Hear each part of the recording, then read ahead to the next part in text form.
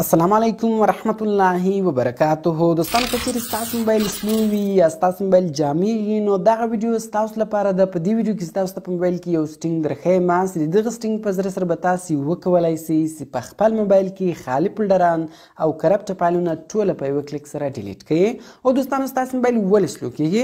ګوره دوستانو کله چې تاسو په خپل موبایل کې کوم اپلیکیشنان انسټال کړئ او تاسو بیرته هغه اپلیکیشنان ډیلیټ کړئ نو هغه اپلیکیشن ټوله ستاسو له موبایل څخه نه وځي. د هغه اپلیکیشن ټوله ډیټا ستاسو له موبایل څخه نه وځي. د هغې اپلیکیشن خالي فولډران او د هغې اپلیکیشن کرپټ فایلونه ستاسو په موبایل کې پیدا کیږي نو هغه ستاسو موبایل ته نقصان در رسوي او ستاسو موبایل در سلو کوي. نو هغه تاسو ته نه در معلومیږي. د دغه سټینګ په ذریعه سره هغه ټوله خالي فولډران هغه ټوله پټ خالي فولډران په یو کلیک سره تاسې ډیلیټولی سئ. نو ویډیو تر اخره پورې وګورئ یا ویډیو له خپل دوستانو سره خامخا شیر کړئ تر څو هغه هم له دې طریقې چې فایده واخلي.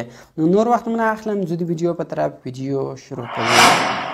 نو دوستان دلته به تاسو اول په خپل موبایل کې یو اپلیکیشن انسټال کړئ. د دغه اپلیکیشن ډاونلوډ لینک مې د ویډیو په ډسکرپشن کې درکړی ده. نو دغه اپلیکیشن تاسو له هغه څخه په ډېرې اسانۍ سره ډاونلوډولی سئ. کله چې بیا تاسو دغه اپلیکیشن انسټال کړئ نو سمپل به تاسو دغه اپلیکیشن خلاص کړئ.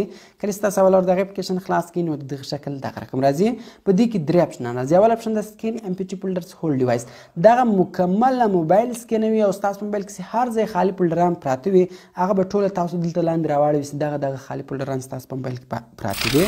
دغه رقم بیا په دې کې دویم اپشن د ډیلیټ امپټي فولډرز انټرنل، دغه بیا ستاسو په موبایل کې د موبایل په سټوریج کوم خالي فولډران پراته وي هغه ډیلیټوي. دغه رقم دریم اپشن د ډیلیټ امپټي فولډرز اس ډي کارډ، دغه کې چیرې تاسو موبایل ته میموري کارډ راچولی وي نو په هغه میموري کارډ کوم خالي فولډران وي هغه ډیلیټوي. نو راځو اول موږ امپټي فولډران پیدا کوو چې زموږ موبایل کې امپټي فولډران شته که نه شته. نو دې کې اول اپشن د سکین امپټي فولډرز په دې سکل تاسو کلیک وکړئ. ګوره سکینینګ روان زموږ موبایل کې ګوره دغه ټول خالي فولډران پیدا کړو. سکینینګ اوس هم روان ده. نو انتظار ته کوو چې دغه سکینینګ مکمله سي. نو بیا راځو په یوه کلیک سره دغه ټوله خالي فولډران موږ په خپل موبایل کې ډیلیټوو.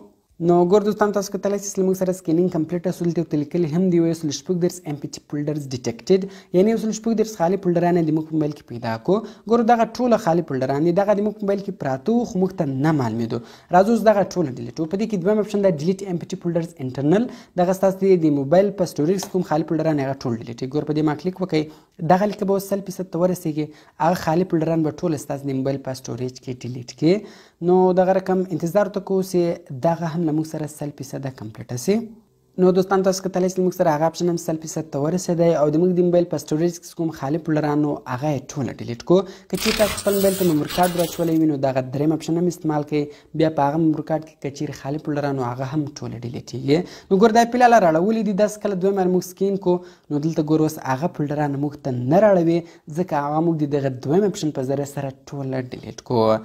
نو دوستانو د دغه اپلیکیشن په ذریعه سره تاسو په ډېرې اسانۍ سره په یوه کلیک سره په خپل موبایل کې ټوله خالي فولډران پیدا کولی سي او بیا یې په یوه کلیک سره ډیلیټولی سئ.